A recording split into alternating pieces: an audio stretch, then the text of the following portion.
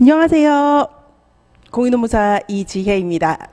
오늘은 커리큘럼 가이드라고 하는 것을 하려고 이 시간을 가지게 되었었어요. 1년간 우리가 어떠한 흐름으로 그리고 어떠한 방향성을 가지고서 공부에 임할 것인지라고 하는 것을 좀 간단하게 보여드리려고 하고요. 그리고 우선 제가 올해 하고 싶은 것은 이 부분입니다. 시험을 완주하는 것이 아니라 합격을 목표로 달려보자라고 하는 거죠. 그러니까 문제를 그럭저럭 소화하고 그럭저럭 괜찮은 수험생이 되는 것을 목표로 하는 것이 아니라요. 그렇게 해서 내년을 기약하지 말고 올해 합격선까지 힘들지만 그 선까지 가보고요. 그리고 한 발짝만 더 내디디면은 합격일 수 있습니다. 거기까지 나아가 보도록 되게 많이 고생을 해보자라고 하는 것이 제 목표입니다. 그리고 여기에 제 메일 주소하고 카카오톡 아이디 올려놨는데요. 저 메일보다는 사실 카톡 피드백이 조금 더 빠릅니다. 그래서 카카오톡으로 저한테 질문 주시는 것이 조금 더 낫긴 나아요.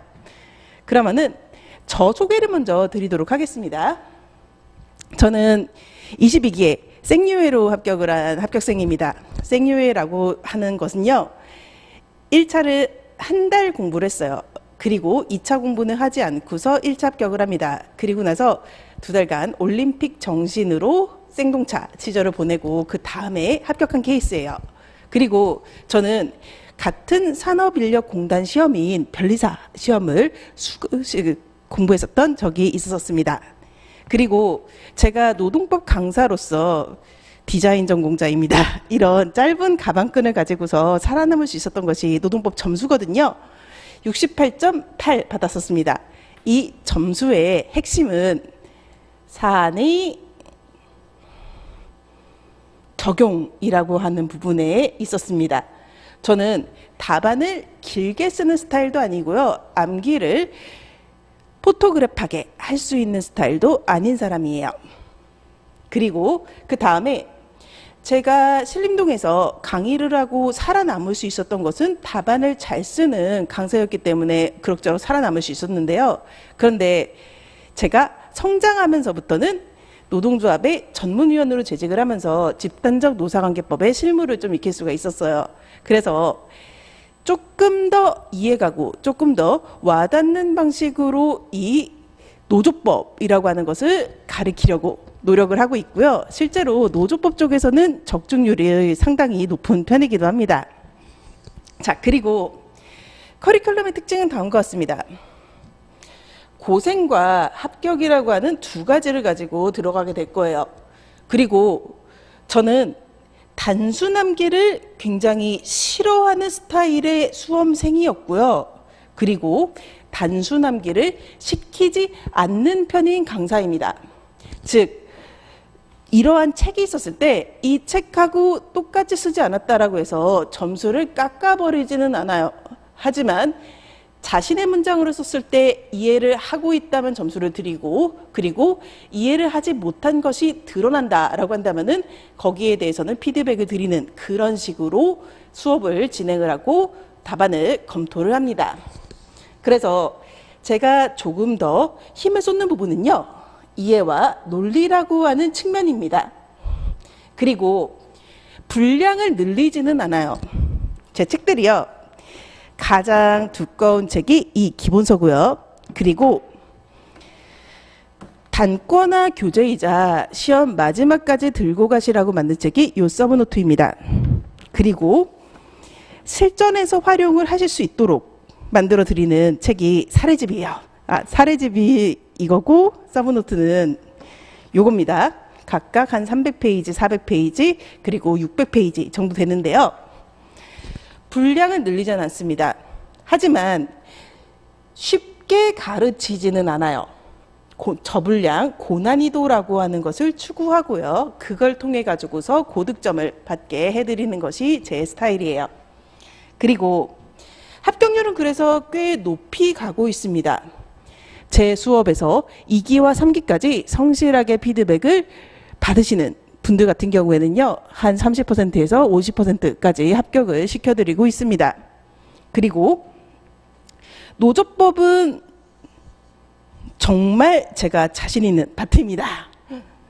그러면은 우선 연간 커리큘럼으로 우리가 시간적으로는 어떠한 흐름으로 이 수업을 진행을 하고 어떤 것들을 목표로 삼는지에 대해 가지고서 먼저 말씀을 드리도록 할게요.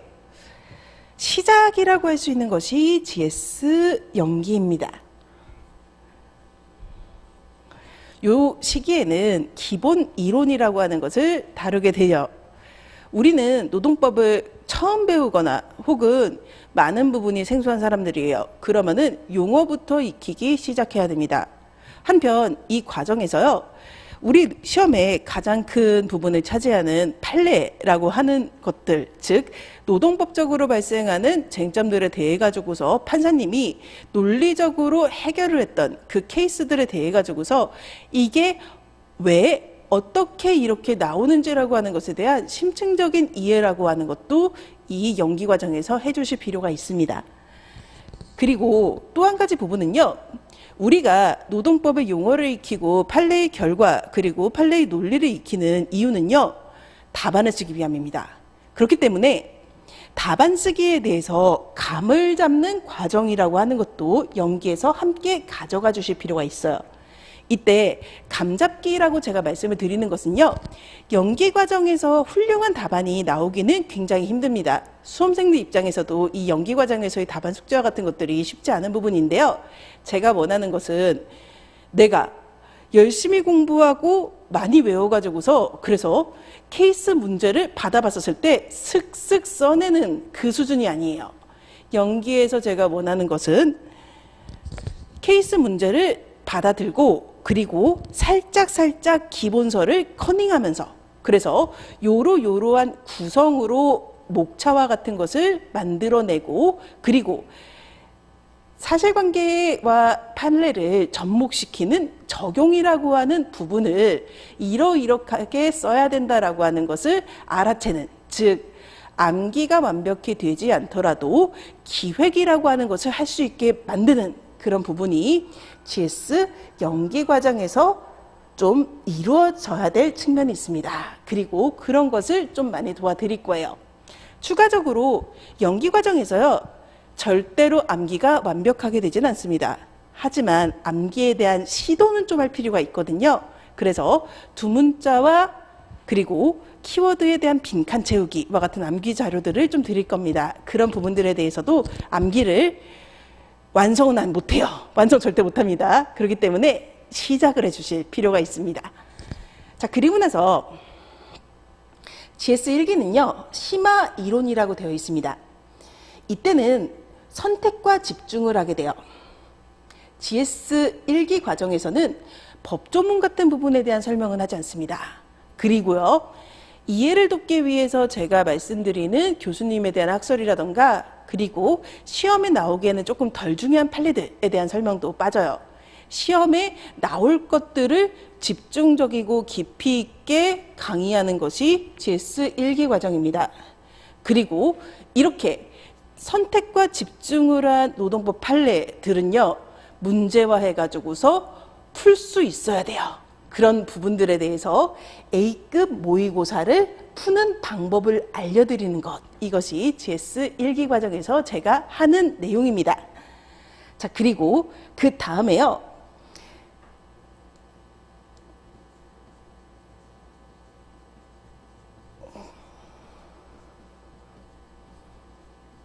시작, 선택과 집중, 그 다음에 2기는 답안 잘 쓰기에 집중하는 시기입니다. 이 시기에는 진도별 모의고사라고 하는 것을 거치게 돼요. 그리고 이 진도별로 드린 시험 범위 내에서 문제 하나가 나올 거예요. 이런 것들을 풀어 준비하고 실제로 풀어보면서 외우지 못한 부분이라던가 잘못 이해하고 있는 부분들과 같은 것을 체크를 합니다. 한편 시간 내에 작성한다라고 하는 측면에서의 타임어택이라고 하는 것도 해보는 거죠. 그래서 내가 시간 내에 다 쓰기 위해서 어떤 부분을 강조하고 어떤 것들을 포기해야 되는지와 같은 것들도 실질적으로 체감하고 느끼는 시기라고 하는 것이 GS2기라고 볼 수가 있습니다. 자, 그리고 GS3기의 경우에는요, 이 과정들에 대해 가지고서 정리를 하고요. 그리고 이때까지 우리가 배웠던 것들을 한 책에 모으는 단권화라고 하는 것을 하게 됩니다. 한편 시험의 경우에는 이때의 시험보다 양이 2배로 늘어난 150분의 시험이 진행이 되게 돼요. 그리고 이 150분의 시험의 경우에는요, 시험 범위가 GS2기보다 굉장히 넓어집니다. 제가 잡아놓는 테마라고 하는 것과 진도는 존재를 해요. 하지만 그와 연관되어 있는 다른 단원에서 문제가 나올 수도 있게 만들고 있습니다. 여기에서 원하는 것은 정리하고요. 그리고 대처력을 키우는 부분이라고 할 수가 있습니다. 그리고 각각의 시간 동안에요, 제가 어떤 식으로 답안과 관련된 부분을 훈련시켜 드리는지에 대해서 말씀을 드리면은요, 연기는 숙제로 내드리고 그것에 대한 피드백을 진행합니다. 시험 시간을 가지고 있지는 않아요. 그리고 일기의 경우에는요, 문제 풀을 제공합니다. 즉, 한 6개, 7개 정도의 대표적인 케이스 문제라고 하는 것을 미리 드려요. 그리고 그 문제들에 대해 가지고서 나름대로 준비를 해오시고 그 문제들 중에서 하나를 선택을 해가지고서 선택은 제가 합니다. 시험을 보게 하는 그런 식으로 약간 2기보다는 좀 부담이 적은 형태의 75분 모의고사를 진행을 합니다. 자, 그리고요, GS2기의 경우에는 진도 설정되어 있습니다. 진도는 설정되어 있지만 뭐가 나올지는 몰라요. 그리고 GS2기 교재인 사례집에 있는 문제와 다른 문제가 나옵니다. 그렇기 때문에 여기 같은 경우에는 그 진도 내에서 공부를 해오시고 그리고 처음 보는 문제를 풀어보는 개념이라고 할 수가 있어요. 3기는 그보다 더 넓은 진도 하에서 내용이 시험 문제가 나오게 되는 것이고 실제 시험 시간도 1교시와 2교시를 나눠서 진행될 정도로 길어지는 측면이라는 게 발생을 하게 되는 거죠. 자, 그리고 그 다음에 연기 교재에 대해서 말씀을 드리면요. 이 연기 교재는 그래도 시중에 나 있는 기본서 중에서 가장 얇은 기본서 중에 하나입니다. 두껍진 않지만 정갈하게 쓰려고 노력을 했었어요. 수험생의 마인드를 가지고 교수의 마인드를 버리고 교수님의 이론을 잘 축약해 가지고서 열심히 꾸겨 넣었습니다. 이 책은요, 흐름을 잘 읽을 수 있게 그리고 사실상 독학도 불가능하지 않게 만든 것이 이 책에서예요. 이 책에서는요, 법조문도 수록이 되어 있고요. 그리고 교수님들의 학설도 수록이 되어 있고 그리고 조금 덜 중요한 판례들도 있습니다. 이런 것을 넣은 이유는 노동법의 전체 틀이라고 하는 것을 우리가 이해를 해야 되기 때문이에요. 그리고 GS1기 과정에서는 요 기본서에서 선택과 집중을 합니다. 시험장에서 법전 주잖아요. 2차의 경우에는. 그러니까 법조문 빠지고요. 그리고 출제 확률이 굉장히 낮은 판례들 같은 경우에도 서브노트에는 빠집니다. 이렇게 해서 분량은 300페이지로 줄어들게 돼요. 한편 목차의 경우에도 답안에 쓸 수 있을 목차 정도로 전체적인 설명의 분량들도 살짝 줄어들고 조금 더 현실적으로 만든 책이라고 하는 것이 이 서브노트예요. 이 서브노트는요, 정리이자 암기용의 책이라고 볼 수가 있습니다. 그런데 이 책은 그래도 이론을 담고 있는 건데요. 우리는 실제로 케이스 문제에 대한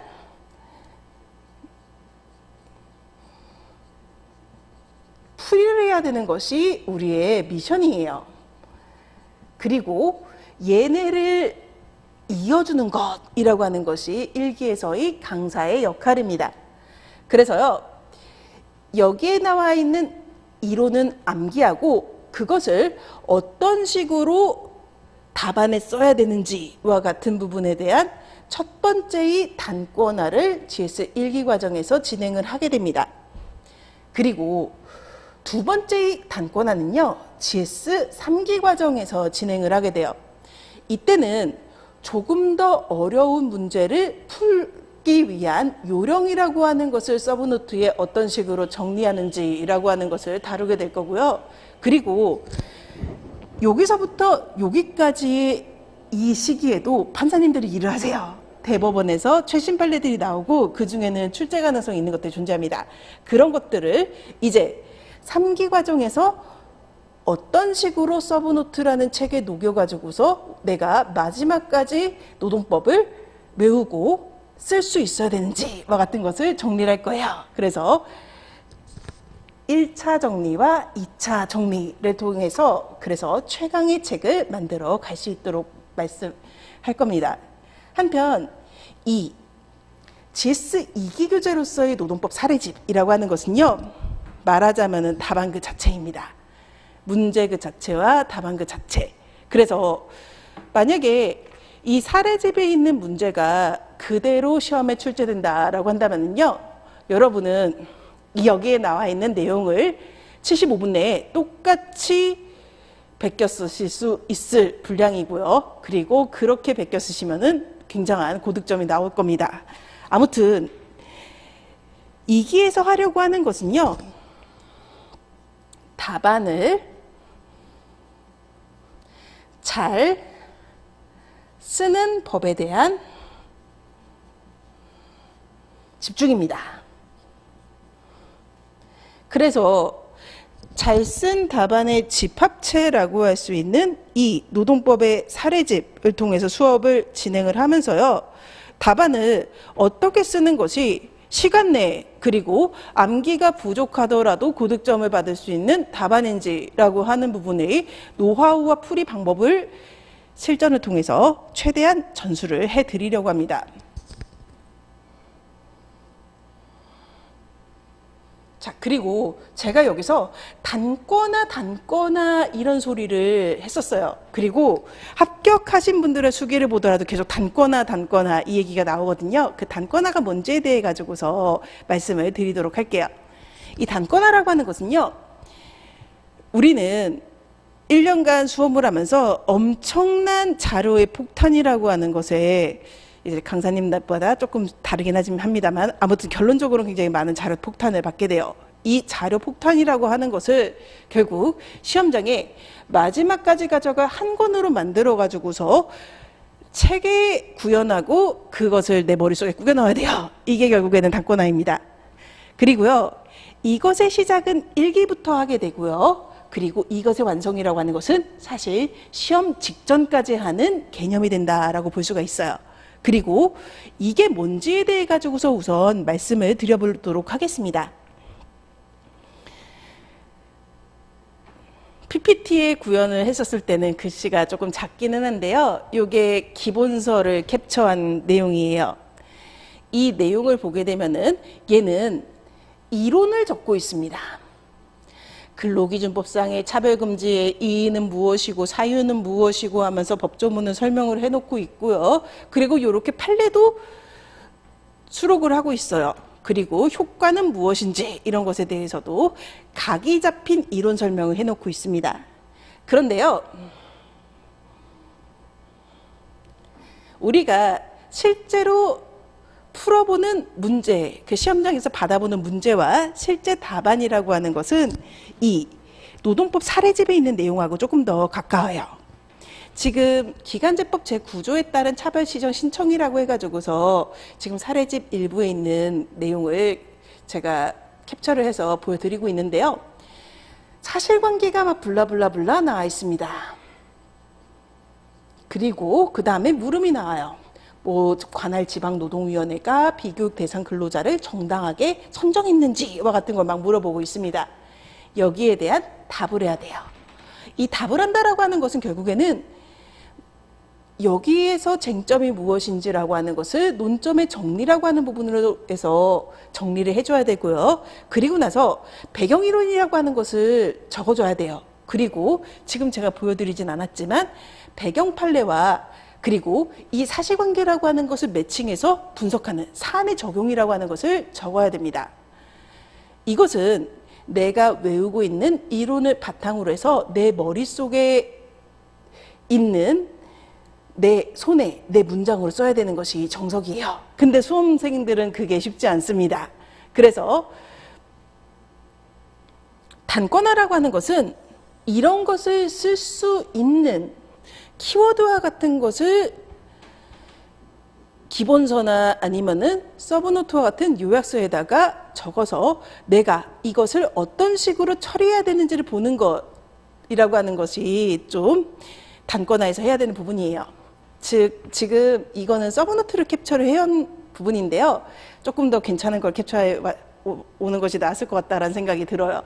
어쨌거나 외워야 되는 것은 이건데요. 근데 우리는 여기 있는 부분들에 대해 가지고서 답안으로 얘를 구현했었을 때 어떠한 것들을 내가 챙겨야 되는지라고 하는 것을 좀 적어두실 필요가 있습니다. 너무 장황하게는 아니고 심플하게 내가 알아보고 떠올릴 수 있을 정도로요.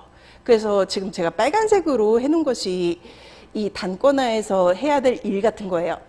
자, 이 챕터의 내용이 있으면은 이 챕터를 푸는 순서는 이런 형태가 돼야 되는 것이고, 그리고 그 다음에 요 판례에 대해 가지고서 주어진 사실관계와 비벼야 되는 그 사안의 적용을 쓸 때는 이러한 요령으로 써야 된다와 같은 것들을 좀 미리 적어놔야 되는 거죠. 그래서 이런 것들을 축약된 용어로 적어 놓는 것, 이런 것이 단권화라고 하는 부분에서 우리가 해야 되는 것이고, 합격자들은 모두 자신의 언어로 단권화를 합니다. 그리고 저는 예시로서 이런 자료를 제공을 해드려요. 그래서 내가 이 서브노트나 이 기본서를 회독할 때 외우는 것은 이 책에 있는 문장입니다. 근데 이것을 외우면서 떠올려야 되는 것은 이 빨간색에 있는 것들이다라고 하는 것을 링크시킬 수 있도록 그 예시를 드릴 겁니다. 그 예시대로 이 책을 꾸미셔도 되시고요. 그보다 더 이해가 잘 되는 자신의 문장으로서 이런 부분들을 챙기셔도 좋을 거예요.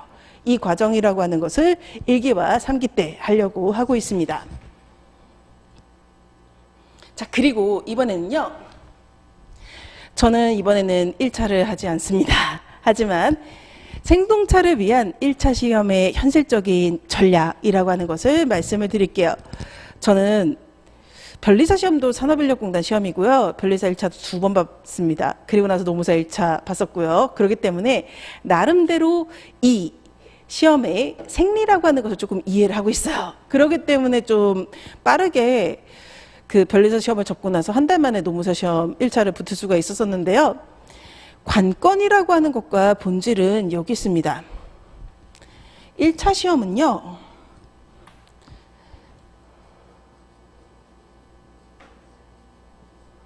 법 과목은 정말로 틀린 그림 찾기입니다. 절대로 사고력 테스트가 아닙니다.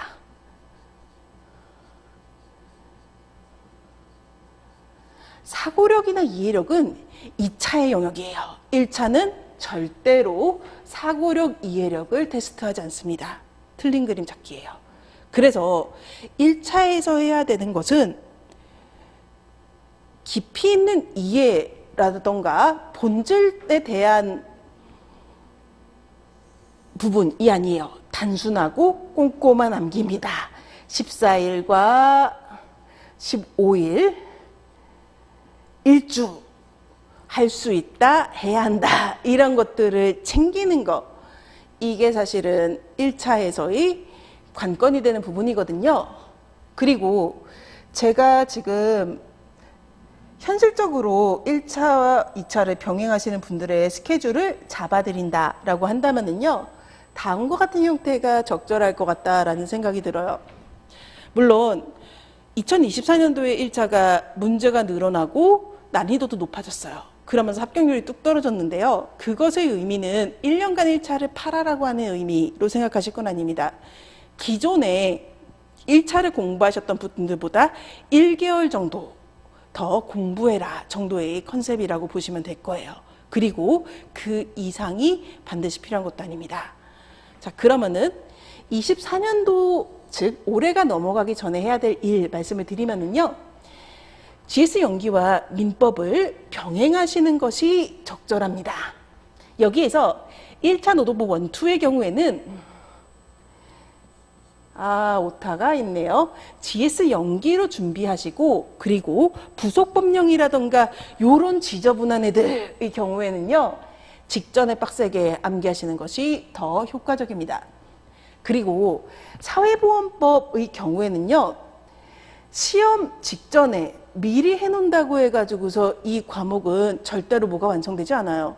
그렇기 때문에 직전에 최대한 얘에 몰빵할 수 있는 시간을 확보를 해놔야 돼요. 그러니까 사회보험법을 뭐 한 달이면 한 달 얘를 위주로 볼 수 있도록 미리 나머지 과목들을 끝내주는 쪽이 더 적절하다라고 볼 수 있습니다.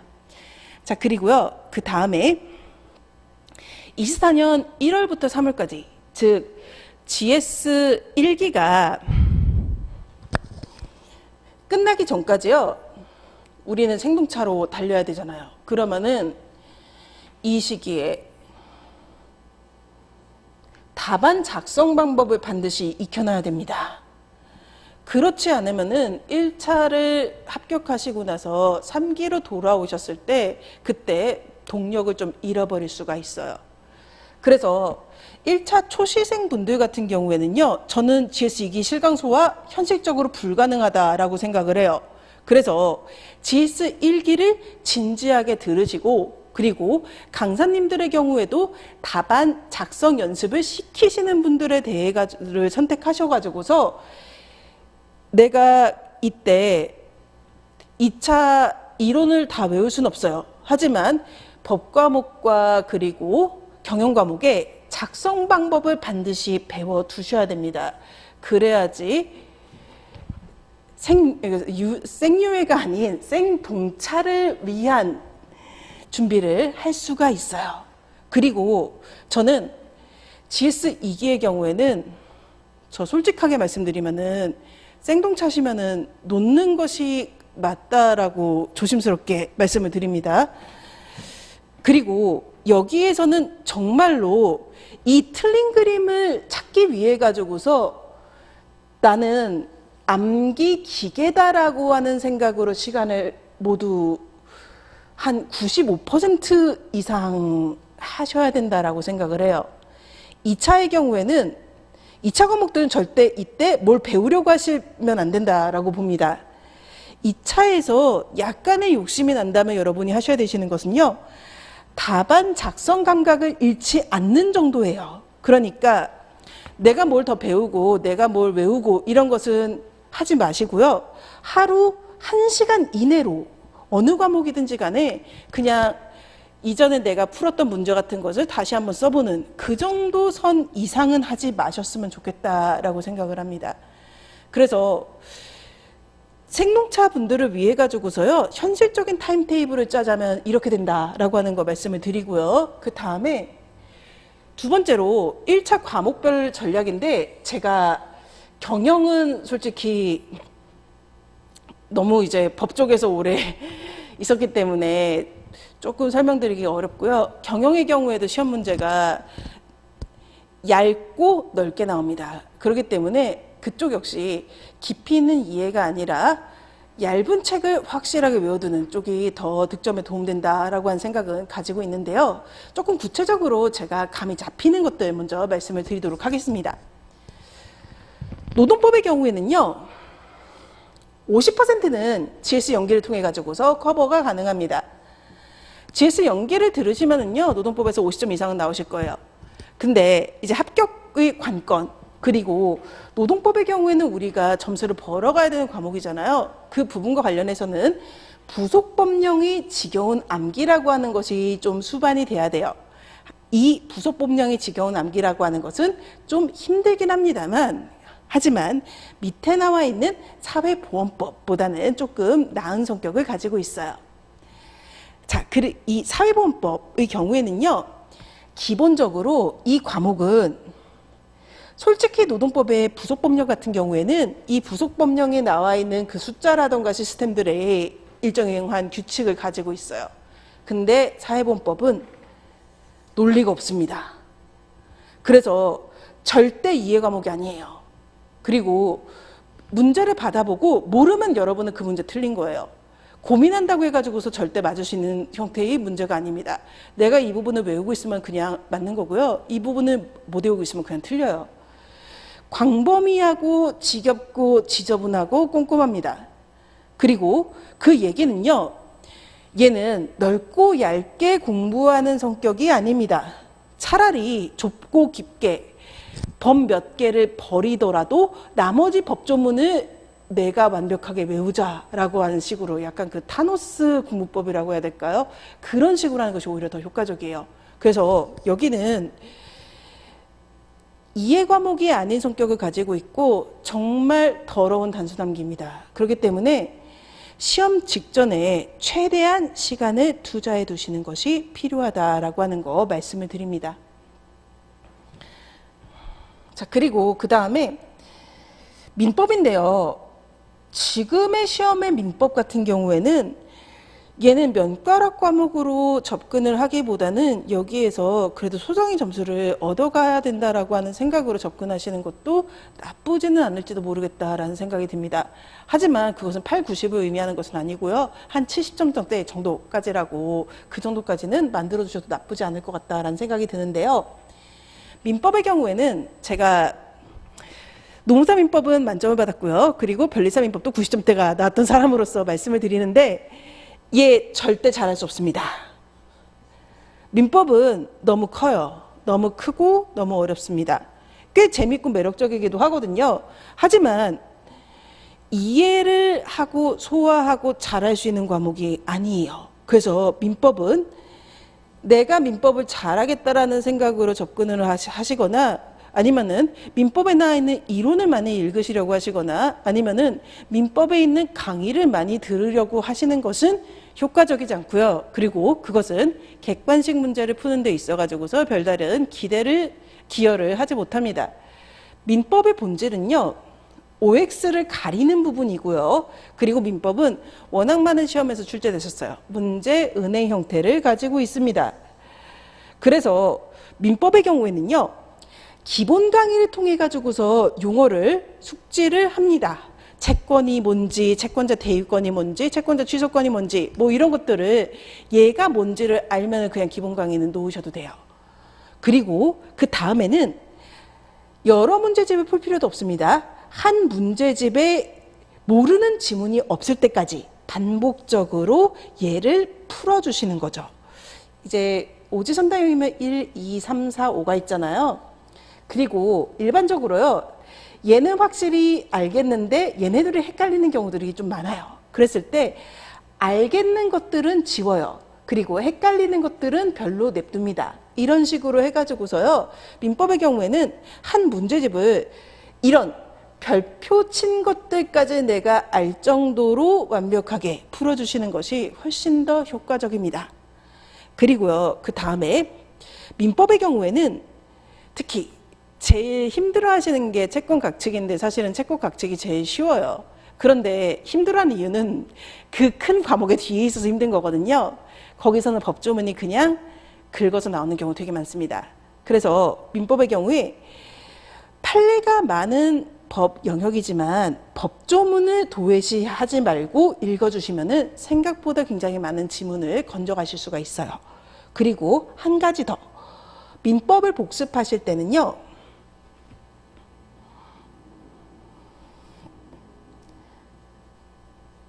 채권, 총칙, 채권, 각칙, 그 다음에 민법, 총칙 이런 형태로 복습은 순서를 뒤집어서 하시면은 굉장히 많은 효과가 있습니다. 그래서 이 부분들을 조금 생각을 해주시면 좋을 것 같다라는 생각이 들어요.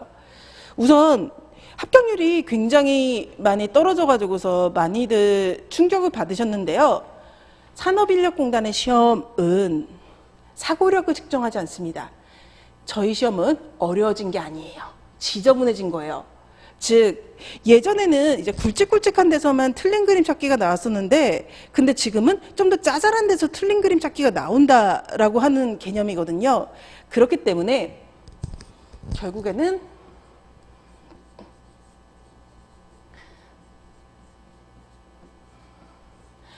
(2023년도의) 수험생보다 한 달만 더 공부하기, 그리고 그 다음에 컨셉에 충실하게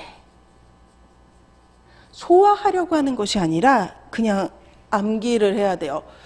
구멍 뽕뽕 뚫어놓고 나서 나는 암기 머신이다. 내가 이 구멍에 있는 그 1개월, 3개월이 헷갈리네. 다시 봐야지. 이렇게 공부를 하시는 것이 1차에서는 훨씬 효과적이다라고 하는 거 말씀을 드립니다.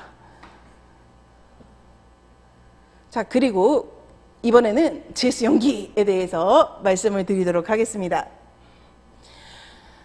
GS 연기에서 제가 원하는 것은 이해하는 거.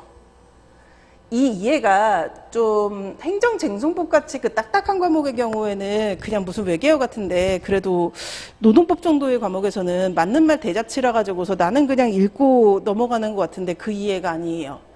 생각보다 수험을 치러 보신 분들도 노동법에서 이해 못 하시는 부분들이 좀 발견되는 경우가 되게 많거든요. 그런 것들을 없게 만드는 거, 이게 제 연기의 목표입니다. 그리고 두 번째 부분은 기획이라고 한 것은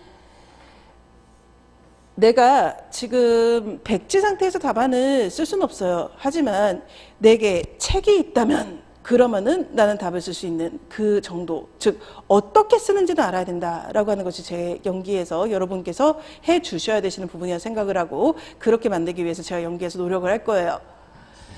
그리고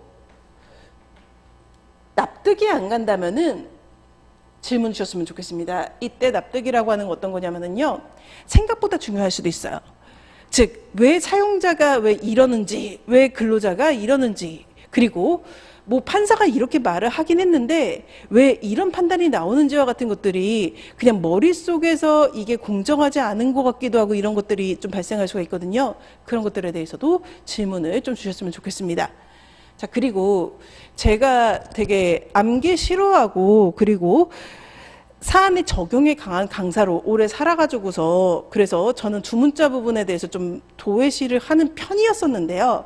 지금 제가 최근에 깨달은 바가 있었습니다.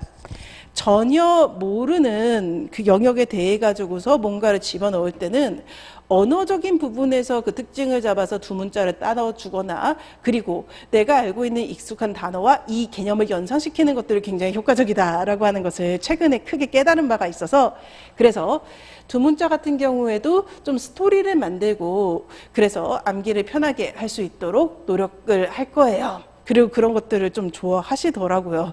네, 그리고 그 다음에 이해를 점검하기 위해 가지고서요, 답안을 써보는 것이 가장 좋은 방법인데 그걸 다 할 수는 없어요. 그렇기 때문에 제가 단답형의 인지 테스트를 만듭니다. 그래서 이 인지 테스트를 풀어보시면서 이해를 점검하실 수 있게 해드릴 거고요. 그리고 개강을 하고 나면 저는 오픈 채팅방을 팔 거예요. 그 오픈 채팅방 통해 가지고서 실시간으로 피드백 드리도록 하겠습니다. 그리고 GS 연기는 답안을 여기 7강에 와서 쓰라고 하시면은 정말 울고 싶으실 거예요. 그렇기 때문에 답안 수기 숙제를 드릴 거고요. 여기에 대해서 직접 첨삭을 진행할 겁니다. 한편 답안이라고 하는 것은 기본적으로 1분의 1점 정도의 시간을 들여야 되는 것은 맞아요. 하지만 연기 과정에서는 25점짜리를 푸는데 3시간 걸릴 수도 있거든요. 하지만 거기에 대해서 자괴감을 갖지 마시고 갖고 논다라고 지금은 생각해도 돼요. 어쨌거나 시간이 걸리더라도 한번 만들어보고 조립해보시는 과정이라고 하는 것을 반드시 거치실 필요가 있습니다. 결코 이 과정들은 오래 걸리더라도 내가 머리를 되게 많이 쓰는 거거든요. 비효율적인 과정이 아니에요. 자, 그리고 그 다음에 보너스 커리큘럼이라고 하는 것이 제공이 될 거예요. 저는 2차 강의를 위주로 하지만 이 진도에서 1차 수험생들은 어떠한 그 숫자들과 씨름해야 되는지와 같은 것들을 좀 도와드리려고 하거든요. 그래서 정규 강의 끝나고 나가지고서 한 30분에서 1시간 정도 어떤 식으로 이 조문을 암기하는지에 대한 그 강의와 그리고 과제를 좀 드릴 겁니다. 유해생분들의 경우에는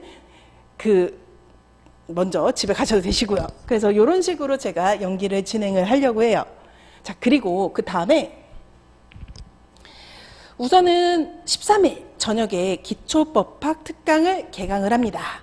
그리고 아직 이번 시험 합격자는 나오시지 않으셨기 때문에요. 작년도에 노동법을 이제 55점대에서 64점까지 올려주셨던 유해 합격생 분을 모셔가지고서 Q&A에 대해 가지고서 한번 영상을 찍었어요. 그 영상은 이제 하나씩 풀릴 건데요.